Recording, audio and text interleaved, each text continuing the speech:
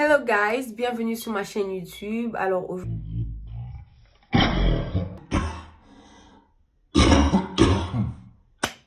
aujourd'hui, voilà, j'ai fait beaucoup de vidéos aujourd'hui. Donc cette story time, ça sera sur David, le grand David. Alors l'histoire que je vais raconter, je vais vous donner le verset à la fin ou bien le livre dans lequel vous allez retrouver cette histoire. Alors, David, je ne vais pas vraiment aller au début. Donc, moi, je prends seulement la partie où David a déjà grandi, on l'a déjà choisi, il est devenu roi. Alors, David est roi. Il est roi dans ce beau royaume parce que les enfants d'Israël ont tellement pleuré pour avoir un roi. Et après la mort du roi Saoul, euh, David est devenu roi. Il entre là et tout ça avec tout le pouvoir. Alors un jour, un jour, il est sur son toit. Alors, il jette le regard en face et il voit une femme qui est en train de se laver. Donc, faites attention avec vos yeux. Il voit une femme qui est en train de laver et le gars est tombé pour cette femme. Alors, il se renseigne et tout, il apprend que la meuf là, c'est la femme de son ami. Ils se battent ensemble, ils sont dans l'armée, quoi. Alors, il a un plan pour s'accaparer de la femme de son ami, un ami, vraiment, son ami. Il l'envoie au front, et puis après, il prend sa femme, il couche avec sa femme, et sa femme devient enceinte. Qu'est-ce que David doit faire? David, il se dit, ok, je dois encore le revoir au front et je vais le mettre vraiment au début, comme ça il va mourir. Et le gars meurt et lui, il prend sa femme.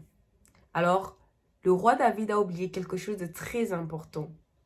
Il était lié à un Dieu souverain, un Dieu qui connaît tout, un Dieu puissant, un Dieu omniprésent, omnipotent. Donc, quand il tombait avec Bathsheba, parce que la femme s'appelait Bathsheba, j'espère que je prononce ça bien.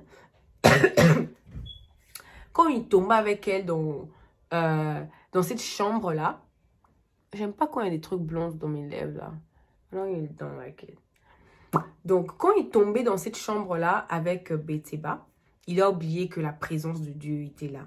Donc, quand quelqu'un commet un péché, on oublie qu'il y a quelqu'un au-dessus. Donc, même le roi David, l'homme selon le cœur de Dieu, a oublié que en couchant avec cette femme et en tuant le mari de Bathsheba, les yeux du Dieu souverain le voyaient. Alors, Dieu, il te donne toujours le temps de te repentir avant qu'il te fasse sortir n'importe ça. Alors, David, il mène sa vie à l'aise. Il a pris la femme d'autrui, il a tué le mari. Donc, il est à l'aise, quoi. Il vit la belle vie et tout ça. Dieu révèle à un prophète vraiment. Donc, que Dieu nous donne ce genre de prophète qui, voit le péché, tu vois. Dieu le révèle que telle personne a péché. Il vient vraiment te dire, ma soeur, hier, tu étais tel endroit avec tel garçon, dans telle chambre. Mon frère, hier, tu te masturbais dans la salle de bain. Ma soeur, mon frère, tu regardais de la pornographie, tout ça. Tout ça que Dieu nous donne, ce genre de prophète. C'était une parenthèse. Alors, le prophète Nathan, je crois que c'est Nathan. Jonathan ou Nathan. Jonathan ou Samuel. Je crois que le prophète Nathan. Et il vient voir David et il dit ce qui s'est passé. David se rend compte au fait que dans cet endroit, il était seul. Comment lui il a su ça? Donc ça veut dire qu'il y a un Dieu. Et David décide de se repentir. Il se repent. Il pleure à Dieu. Il pleure à Dieu jusqu'au point où il s'est humilié en dansant presque nu pour le Seigneur parce qu'il s'est rendu compte qu'il a blessé le roi. Il a blessé Dieu terriblement, tu vois. Alors, donc voilà. Et Dieu lui pardonne parce que Dieu, il est toujours prêt à pardonner. Ce que j'aime dans cette histoire, c'est que David, c'est vrai qu'on a dû l'attraper pour qu'il se répande, mais il s'est repenti et vraiment, coup de chapeau.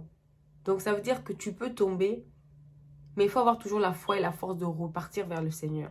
Et Dieu a régularisé son cas.